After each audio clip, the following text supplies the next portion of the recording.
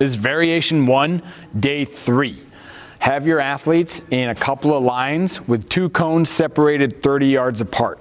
Your athletes will walk out until they have space in between each other, where they can interlace their fingers behind their head, have their feet wide, and hinge over at their hips. They will then proceed to rotate left and right, trying to open up their upper back, looking at your elbow as you rotate each direction up towards the ceiling. They'll perform it 10 times each side, and then they'll jog out the rest of the distance to the 30-yard cone. At which point they're going to perform a light bound down and back. Bounds are like little gazelle runs. So there's trying to get some added flight time in between their ground contact when they do it. We'll perform that down and back. And then we're going to go to a lateral bound. Always have your athletes just face the same wall so you don't have to cue them. They're going to drive off that back leg, catch themselves on the front leg, switch their feet, and drive again. So you'll notice he drives off his back leg, catches with his front, and then alternates and repeats. Okay, that's going to turn into a marching toe touch. He's going to touch his toe every step, kicking it up, keeping his legs straight. Perform that for the 15 or 10-yard stretch zone, and then jog out to the 30. Okay? Then we come back to bounds. You can either do that for height or distance. We're going to bound for height today. For 50%, I should notice that you're purposefully doing it for height or distance. It shouldn't look explosive yet. It should just be a little more purposeful in the direction we're working towards. Then we're going to reverse skip. They're going to stay real tall, get their knee high, and push off in a reverse direction. Right? Then that turns into a walking quad stretch. Every step, he's going to grab his foot, pull it behind him, take one step, grab the other foot, pull it behind him, perform it for your 10-15 yard stretch zone, and then jog out until you hit the 30-yard cone.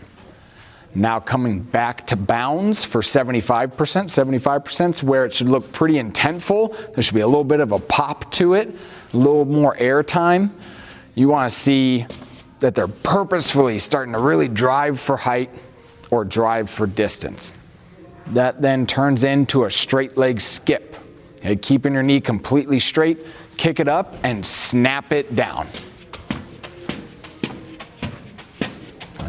We come back to a lunge with a rotate.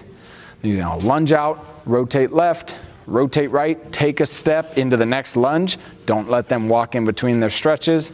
Perform that for the stretch zone, and then he'll just jog out. Okay. Now bounds will finish off with 90%. This is where not only the pop should be aggressive, but when they hit the ground, they should be getting back up off the ground pretty quick. Good, that'll be down and back. Good, and then we finish out our dynamic drills with a straight leg bound, keeping your legs completely straight. Usually straight leg bounds should always be for distance. Good, that'll be down and back. Okay.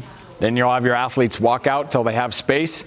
They'll grab a dowel, lay on their stomach with their forehead on the ground. Arms are straight, they're going to lift it up off the ground, tap the base of their neck, keep it high, press overhead, bring it back down to the ground, and perform this for 10 reps. This is going to help wake up all those upper back muscles. After 10 reps, they'll sit up in a long sit position with straight legs in front of them. Arms will be overhead. They'll stay really tall, they'll kick their leg up, bring it out as far as they can, tap the ground, kick it up, bring it in, tap the ground. They're going to perform 10 repetitions on each side. You can come up behind your athletes as they're performing it, pull their back into a straight position with their arms up to help cue them where they should be, make it a little harder on their hip flexor, but force them to control the movement just a little better.